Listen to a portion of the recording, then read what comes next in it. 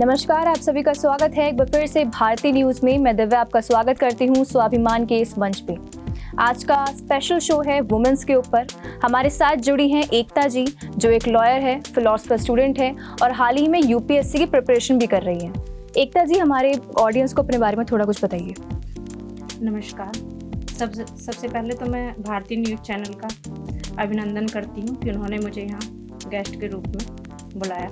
और दिव्या जी, मैं आपका भी धन्यवाद करती हूँ कि आपने मुझे इतना समय दिया।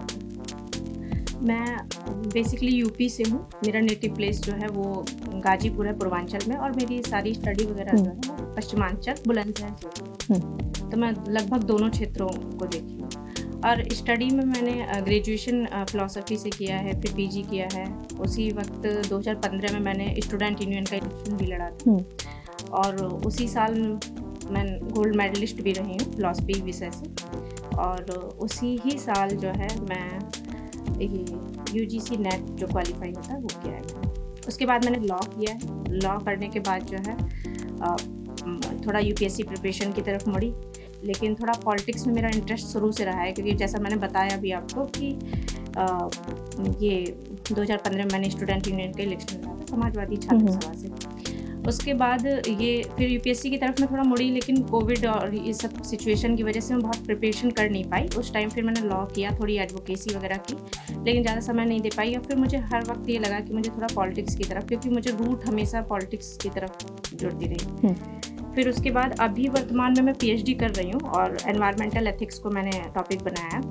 और वर्तमान में मैं जो है ये एक हमारा एनजीओ है, मेरे मित्र ने शुरू किया है, उसको stand with nature, Lokesh Bhiwani ने शुरू किया है। उसमें मैं रिसर्च कोऑर्डिनेटर के तौर पे काम कर रही हूँ और साथ में थोड़ा सा इधर एनवायरमेंटल एथिक्स रिसर्च भी चल रही है। अच्छा एकता जी, हमने सुनने को मिला है कि आप में भी जो पार्टी है उससे भी जुड़ी रही थी, तो आपने क्या ऐसा नोटिस करा कि वुमेन की कंडीशन पॉलिटिकल पार्टी में अभी के एरा में कैसी है? हाँ जी, आपका प्रश्न जो है बहुत ही संवेदनशील है, क्योंकि आजकल अगर आप देखें तो महिलाओं की जो स्थिति है लगभग सभी क्षेत्रों में, फिर भी उनका जो पार्टिसिपेशन है, उनकी जो सहभागिता है वो लगभग थोड़ी बढ़ रही है। लेकिन पॉलिटिक्स में अगर आप देखेंगी तो उसमें भी हैं, लेकिन आप अगर संसद भवन में देखें, विधानसभा में देखें, तो उनका परसेंटेज बहुत कम है। तो इसका मतलब है कि महिलाएं जो है ग्राउंड पे ही कम है। मैं 2020 में ये इलेक्शन हुआ था, दिल्ली असेंबली इलेक्शन। उस टाइम पे मैं मॉडल टाउन विधानसभा है एक ये दिल्ली में, और मैं आम आदमी पार्टी से भी रही, तो उसकी मैं कोऑर्डिनेटर थी।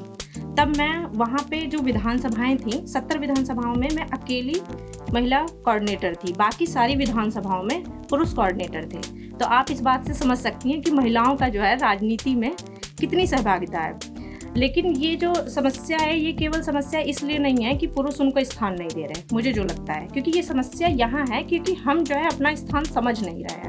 क्योंकि वहाँ जो समस्याएं आती हैं, उन्हें लगता है कि एक तो पहले से ही विचार है कि राजनीति एक गंदी चीज़ है। पहला विचार लोग कहते हैं कि राजनीति गंदी चीज़ है, तो आपको पहले तो ये मन से निकालना होगा कि राजनीति गंदी नहीं है। जब आप राजनीति को गंदी नहीं मानेंगे, क्योंकि राजनीति एक विषय है, राजनीति एक सब्जेक्ट है, राजनीति एक व्यवहार है इस दुनिया में जीने का। उसमें पुरुष भी सहभागी है और महिलाएं भी सहभागी हैं। राजनीति प्रशासन और शासन को चलाने का, कि भाई हम ग्रुप में बहुत सारे लोग रहते हैं, उसमें पुरुष भी हैं, महिलाएं भी हैं, बच्चे हैं, और उनको एक व्यवस्था से चलाया जाए, इसलिए राजनीति लाई गई। तो राजनीति तो वास्तव में कोई गंदा विषय है ही नहीं, लेकिन महिलाएं ये समझते हैं कि ये गंदा विषय है, और पुरुषों ने भी उसको मतलब इस तरह से मतलब प्रिटेंड किया कि नहीं ये गंदा विषय है, वहाँ जाएंगे तो लोगों में इस तरह से बैठना उठना होगा। बहुत बेसिकली जो मतलब नहीं होते हैं कि मतलब रात को 9 बजे मीटिंग हो रही है, भाई मुद्दा है, कहीं कोई गंभीर समस्या हुई तो मुद्दा तो समय देख के नहीं होता, घटनाएं तो समय देख के नहीं होती। उसमें तो पुरुष भी 9 बजे जा सकता है तो महिलाएं भी 9 बजे जा सकती है। लेकिन इसके लिए मुझे जो लगता है कि पुरुषों से ज़्यादा समझने की आवश्यकता है महिलाओं को है। तो मेरा तो हमेशा ये कहना रहेगा समाज में कि पुरुष के पीछे आप ना चलें। पुरुषों ने जो प्रिटेंड किया है, मैं पुरुषों पे कोई आरोप नहीं लगा रही, लेकिन मैक्सिमम हर जगह मेजॉरिटी में पुरुष रहे तो उनका प्रभाव रहा है पुरुषों का। लेकिन महिलाएं स्वयं में समझें कि समय और स्थान उसकी बाध्यता नहीं होती है। आप जैसे पुरुष व्यक्ति हैं वैसे ही महिलाएं भी व्यक्ति हैं। वो अपना कार्य बिना समय देखे और बिना स्थान देके पूरा करें, जो वास्तव में विषय है उनको समझें। अच्छा, कई बार ऐसा देखा गया कि वुमेन अपने सराउंडिंग में एक वॉल बना लेती है जी, कि अगर हमने इसको पार करा तो सोसाइटी क्या बोलेगी, हमारी फैमिली क्या बोलेगी। क्या कहना चाहेंगे उन महिलाओं को जो ऐसा अपने आसपास बाउंड्री बना लेती है? देखिए, बिल्कुल आप एकदम सही बात कही है कि महिलाएं जो है अपने आसपास एक ऑरा बना लेती हैं। लेकिन एक आप देख रही हैं कि पितृसत्तात्मक देश है जैसा कि भारत, और भारत ही नहीं, आप अगर पूरे संसार में देखेंगी तो हर जगह पुरुषों की सहभागिता प्रत्येक क्षेत्र में दिखती है। कहीं भी आप देखिए, बहुत ग्राउंड की बात है, किताबों और उसमें आप फैक्ट पे ना जाइए तो ये जो ऑरा है जिसको आप देख रही हैं या महिलाएं देख रही हैं कि हम उससे बाहर निकलेंगे तो लोग क्या कहेंगे, सबसे पहले इसमें समझने की जरूरत है उस लोग में कौन है। उस लोग में केवल पुरुष हैं तब भी ये समझने की जरूरत है, तो इसका मतलब वो बायसनेस है। और उस लोग में अगर महिलाएं भी हैं तो फिर तो और समझने की जरूरत है कि वो लोग तो आपके अपने ही है ना। उन लोगों को, अपनों को समझाना तो इजी है, लेकिन आप कैसे समझाएंगी? आप तब समझा पाएंगी जब आप खुद उस चीज़ से डरेंगी नहीं कि हमारे पास एक बाउंड्री है और हम इसको पार नहीं करेंगे। कि भाई हम कहीं किसी क्षेत्र में जा रहे हैं और हमें जो है हमारी ससुराल वाले, जैसे एक सामान्य सी, मतलब बहुत छोटा सा एग्जांपल लेती हूँ कि एक लड़की की शादी होती है और वो हो सकता है कि अपने परिवार से फिर भी थोड़ा स्वतंत्र रही हो, लेकिन जब शादी होती है तो उसके पास सास ससुर की रिस्पॉन्सिबिलिटी आती हैं, समाज की रिस्पॉन्सिबिलिटी आती हैं, पारिवारिक रिस्पॉन्सिबिलिटीज आती है, पति की कर्तव्य रिस्पॉन्सिबिलिटी और निर्णय लेने की स्वतंत्रता, ये दोनों एकदम अलग है। इसका मतलब बिल्कुल ये नहीं है कि आप अपने सास ससुर की सेवा करते हुए आप कोई कार्य नहीं कर सकती। अगर महिलाएं ऐसा समझती हैं तो ये बिल्कुल गलत है। और ये बात आपको, मैं बार बार इस बात पे जोर दे रही हूँ केवल कि ये सब्जेक्ट जो है महिला दिवस पे जो उठाया गया है कि महिलाओं को ही समझने की जरूरत है। जो हमने समाज में एक आंदोलन के तहत या वो महिला सशक्तिकरण के तहत या नारीवाद की थ्योरी के तहत हमने ये जो समझाने की कोशिश की है कि पुरुष उसको मतलब रोक रहे हैं या समाज उसको रोक रहा है, तो इस समाज में केवल पुरुष नहीं है, बच्चे भी हैं, बूढ़े भी हैं और मतलब हर वर्ग का व्यक्ति है। आप केवल दो ही कैटेगराइजेशन नहीं किया जा सकता उसको, दो वर्गीकरण में आप भाग नहीं सकते कि पुरुष है और केवल महिला है। आपको खुद आगे बढ़ना होगा और आप जब आगे बढ़ेंगे तो धीरे धीरे, क्योंकि देखिए परिवर्तन में समय लगता है, और आप किसी चीज़ को दबाएंगे, बार बार ये कहेंगे कि पुरुषों ने हमें रोका है, तो पुरुषों की भी साइकोलॉजी होती है और ये माना जाता है कि अहम जो ईगो होता है वो पुरुषों में महिलाओं की अपेक्षा ज़्यादा होता है। तो देखिए, आप साइकोलॉजी भी एक साइंटिफिक रीज़न है। आप एकदम से साइकोलॉजी की किसी पे चोट कीजिएगा तो वो भी नहीं समझेंगे, वो और ज़्यादा आपका विरोध करेंगे। आप उस साइकोलॉजी को समझते हुए आप मेहनत कीजिए और आप ये समझाइए और पुरुषों से तुलना न कीजिए अपनी।